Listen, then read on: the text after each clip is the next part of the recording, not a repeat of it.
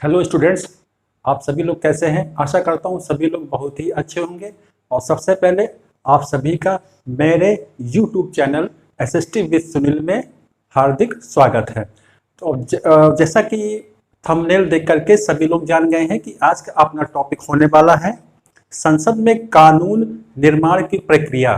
एक लंबी प्रोसेस होती है, तो आज हम इसको जानेंगे। लेकिन सबसे पहले क्या लगता है कि हमें जो आज़ादी मिली भारत को, क्या तत्काल मिली या कुछ ही वर्षों में मिली? नहीं, हमें जो आज़ादी मिली है एक लंबे संघर्ष के परिणाम स्वरूप मिली है। कई वर्षों तक हमने लड़ाई लड़ी, तब जाकर के हमें सफलता मिली।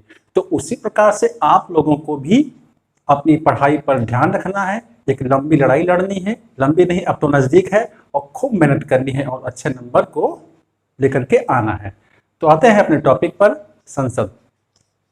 जैसा कि मैंने आप लोग को बार बार बता रखा है कि संसद के 3 अंग होते हैं, और संसद का सबसे महत्वपूर्ण कार्य क्या होता है?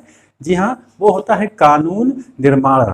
जी हाँ, तो कानून निर्माण की प्रक्रिया में क्या होता है, ये कैसे होता है, दोनों सदनों की क्या भूमिका होती है, विधेयक कितने प्रकार के होते हैं, राष्ट्रपति की इसमें भूमिका क्या होती है, कौन किस विधेयक के मामले में ज्यादा ताकतवर है। ठीक है, तो आज हम इस पर पूरी चर्चा करेंगे और वीडियो को पूरा जरूर देखिएगा, तभी पूरे फैक्ट आपके क्लियर होंगे। तो बात करते हैं विधेयकों का वर्गीकरण। सबसे पहले आप लोग जान लीजिए कि ये विधेयक कितने प्रकार के होते हैं, है ना। तो साधारण तौर पे देखा जाता है जब विधेयक जो होते हैं वो 2 प्रकार के होते हैं। कितने प्रकार के होते हैं? 2 प्रकार के होते हैं। तो उनको कहते क्या है? एक को कहते हैं सरकारी विधेयक कहते हैं, एक को कहते हैं गैर सरकारी विधेयक। तो ये पहला फैक्ट बना आपका कि विधेयक 2 प्रकार के होते हैं, एक सरकारी विधेयक और एक गैर सरकारी विधेयक। ठीक, अब गैर सरकारी विधेयक जो होते हैं, ठीक है, तो 2 हो गए। अब इसके बाद हम फिर से डिवाइडेशन करेंगे सरकारी विधेयक का, कि सरकारी विधेयक ये कितने प्रकार के होते हैं, और इसी में ही छिपा है हमारा आज का कि कैसे क्या होना है। सरकारी विधेयक जो होते हैं ये 2 प्रकार के होते हैं। एक होता है धन विधेयक, ठीक है, जिसको वित्त विधेयक भी कहते हैं, और ये साधारण विधेयक। ठीक है, तो उसको जरूर नोट डाउन करना, ये तो बहुत ही इंपॉर्टेंट है। तो ये जो है दूसरा फैक्ट हुआ। पहला फैक्ट मैंने बताया कि आमतौर पर सरकारी विधेयक और गैर सरकारी विधेयक ये 2 प्रकार के होते हैं, और सरकारी विधेयक को हम 2 भाग में बांटते हैं। एक होता है धन या वित्त विधेयक और दूसरा होता है साधारण विधेयक। ठीक, अब बात करते हैं प्रत्येक के बारे में।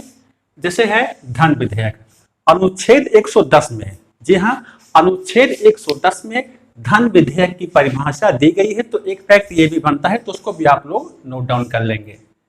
अनुच्छेद 110 में धन विधेयक की क्या दी गई है? परिभाषा दी गई है। ठीक है, अब वे कौन से विषय हैं जिनको धन विधेयक में शामिल किया जाता है, जिसके आधार पर हम ये कह सकते हैं कि ये धन विधेयक है कि वित्त विधेयक है।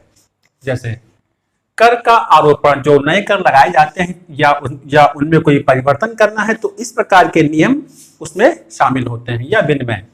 इसके बाद भारत सरकार के द्वारा लिए गए वित्तीय आभारों से, क्योंकि जैसे जो गवर्नमेंट होती है तो ये भी जो है वित्तीय आभार लेती है, किससे? बैंकों से या आरबीआई से, ठीक है, से संबद्ध। अब इसे संबंध, तो ये जो आभार लेने की एक प्रक्रिया होती है ना, तो इस प्रोसेस में जो एक कानून होता है उसमें संशोधन करना हो तो। और दूसरा है भारत की संचित निधि की अभिरक्षा।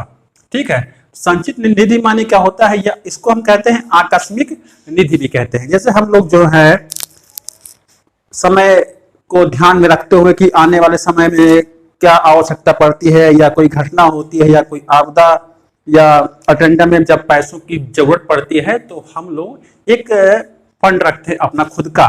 तो उसी प्रकार से भारत सरकार भी जो है आकस्मिक निधि या संचित निधि रखती है, जिसमें मतलब कि पैसा वगैरह होता है, तो आवश्यकता पड़ने पर इससे जो है निकाला जा सके, आवश्यकता पड़ने पर।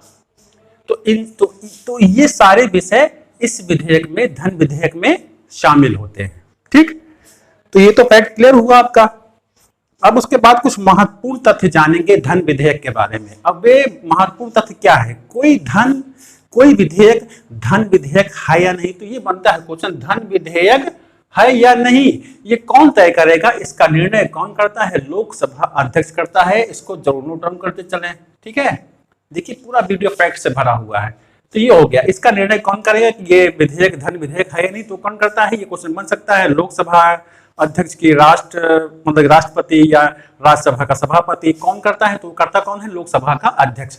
अब ये विधेयक केवल लोकसभा में ही पेश किया जाता है। जी हाँ, धन विधेयक के मामले में, धन संबंधी मामलों में जो लोकप्रिय सदन है यानी कि लोकसभा, वो ज्यादा पावरफुल होता है, ताकतवर होता है। अब क्या होता है कि जब धन विधेयक लोकसभा से पारित होकर के राज्यसभा में जाता है, तो राज्यसभा के पास इतनी पावर होती है कि वो केवल कुछ सिफारिश कर सकता है या कुछ राय मतलब कि दे सकता है। अब वो लोकसभा माने चाहे ना माने, वो उस पर डिपेंड करता है। तो केवल 14 दिन, तो ये क्वेश्चन जो बनता है, 14 दिन का विलंब कर सकता है कौन, राज्यसभा। तो 14 दिन बीतने के बाद ये स्वतः वहां से पारित हुआ मान लिया जाता है, कहां से, राज्यसभा से। तो ये हुआ।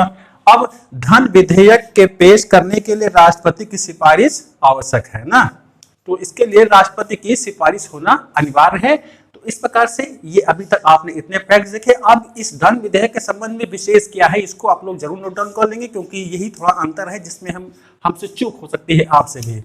विशेष क्या है कि धन विधेयक को राष्ट्रपति सामान्य विधेयकों या साधारण विधेयकों की भांति पुनर्विचार के लिए नहीं लौटा सकता है। ध्यान दीजिए, इससे साधारण विधेयक, धन विधेयक में क्या है, साधारण विधेयक को पुनर्विचार के लिए तो राष्ट्रपति वापस कर सकता है एक बार कि इस पर जो है फिर से गौर किया जाए या क्या जरूरत है। तो लेकिन अब धन विधेयक है ऐसा कि अगर एक बार पारित होने के बाद राष्ट्रपति के पास जाता है तो वो उसको पुनर्विचार के लिए वापस नहीं कर सकता है। किसको, धन विधेयक को। ये फैक्ट है, इसको जरूर नोट डाउन कर लेंगे, नहीं तो कई लोग कंफ्यूज रहते हैं कि दोनों ही विधेयकों को वो जो है पुनर्विचार के लिए वापस कर सकता है, तो केवल धन विधेयक को वो वापस नहीं कर सकता है पुनर्विचार के लिए।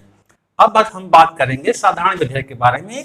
साधारण विधेयक की विशेषता होती है कि ये किसी भी सदन में पेश हो सकता है, चाहे वो लोकसभा चाहे राज्यसभा में। लोकसभा में पहले पेश हुआ है तो 3 वाचन के बाद राज्यसभा में जाएगा, और अगर राज्यसभा में पेश हुआ है पहले तो फिर लोकसभा में जाएगा 3 वाचन के लिए। उसके बाद दोनों सदनों से पारित होने के बाद ये पहुंचता कहां पर है, प्रेसिडेंट, राष्ट्रपति के पास। अब ये 3 वाचन कौन कौन से होते हैं समझेंगे थोड़ा इसको। 3 वाचन होते हैं, प्रथम, द्वितीय, तृतीय, फर्स्ट, सेकंड, थर्ड, ठीक है। अब प्रथम वाचन में क्या होता है कि विधेयक प्रस्ताव के लिए 7 दिन पूर्व की सूचना देनी पड़ती है सदस्य को। जो अध्यक्ष होगा या सभापति होगा उसको सूचना देनी पड़ती है कि हम ये पेश करने वाले हैं। अब उस विधेयक को प्रस्तावित करना, पेश करना ही प्रथम वाचन कहलाता है। इसे गजट में यानी कि सरकारी गजट, सरकारी एक लेख होता है उसमें इसको प्रकाशित कर दिया जाता है। प्रथम वाचन में हो रहा है ये, ठीक है। द्वितीय वाचन थोड़ा इंपॉर्टेंट माना जाता है। कैसे, प्रतियां सदन के सदस्यों में वितरित होती हैं, तो जो प्रकाशित होता है तो उसके जो पेपर्स कॉपीज होती हैं वो उसको सदन के सदस्यों में बांट दी जाती हैं, तो सभी लोग उसका जो है गहन तरीके से अध्ययन करते हैं, स्टडी करते हैं और पढ़ते हैं। पढ़ने के बाद अब इसके बाद जो होती है प्रवर समिति, ये बहुत इंपॉर्टेंट होती है समिति, और इसकी इसमें बड़ी भूमिका होती है। मतलब कि बहुत ही कह सकते हो कि जानकार लोग होते हैं इस समिति में, अपने अपने क्षेत्र के विद्वान। मतलब प्रवर समिति विधेयक की प्रत्येक धारा जितने भी कानून की धाराएं होती हैं, जो कानून बनने वाला है उस विधेयक की, तो प्रत्येक धारा पर विचार करती है और संशोधन भी करती है, उसमें कुछ चेंजेस भी करती है कि ये संशोधन उसमें होना चाहिए, क्योंकि कानून वह पूरे देश पर लागू होगा। तो इस प्रकार से अब समिति का प्रतिवेदन प्राप्त होने पर, जब समिति इसको प्रतिवेदित कर देती है, उसके बाद संशोधित विधेयक को छापा जाता है। जो चेंजेस हुए हैं उसके बाद इसको फिर से एक बार प्रिंट किया जाता है, छापा जाता है, और इस पर गर्मा गर्म बहस होती है, ठीक है। बहस यानी कि डिस्कशन होता है इस पर कि कैसे, क्या, किन मुद्दों पर क्या हो सकता है, क्या नहीं हो सकता है, या कुछ नई धाराएं शामिल की जाएं ना, या मतलब कि भविष्य को लेकर के क्या रिएक्शन होगा, प्रेजेंट टाइम में क्या रिएक्शन होगा, तो इस प्रकार की बहस होती है। तो द्वितीय वाचन जो होता है ये बहुत इंपॉर्टेंट होता है, ठीक है। अब देखेंगे तृतीय वाचन में क्या होता है, तीसरा वाचन जो हो रहा है इसमें क्या है, नॉर्मल चीज है। इसमें विधेयक के सामान्य सिद्धांतों पर बहस होती है इसमें, ठीक है। क्या होता है, विधेयक के सामान्य सिद्धांतों पर इसमें केवल एक डिस्कशन फिर से होता है, बहस होती है। उसके बाद ये भाषा अशुद्धियों में, जो भाषा है जो लिखी गई है, जो उसमें अशुद्धियां हैं, मिस्टेक्स हैं, गलतियां हैं, उसमें संशोधन होता है।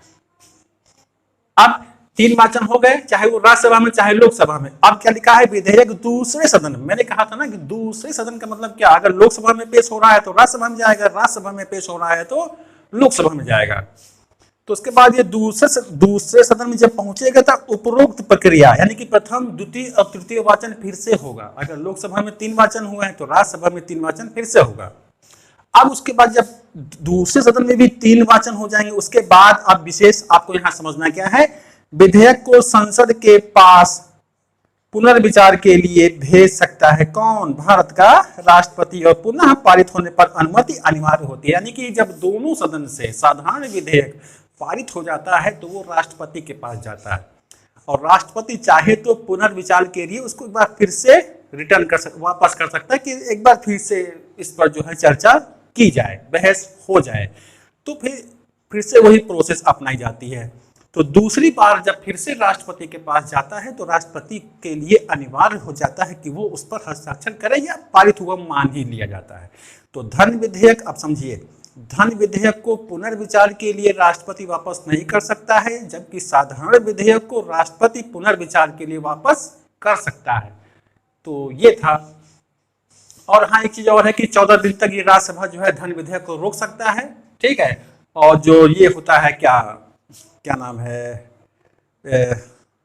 साधारण विधेयक, इसको जो है ये कितने समय के लिए, 6 माह तक रोके रख सकता है। ओके, तो ये था अपना आज का टॉपिक। वीडियो कैसा है, कैसा लगा आप लोग को, समझ में आया तो कमेंट बॉक्स पर कमेंट करें। तो मिलते हैं आपको नेक्स्ट वीडियो में। Thank you.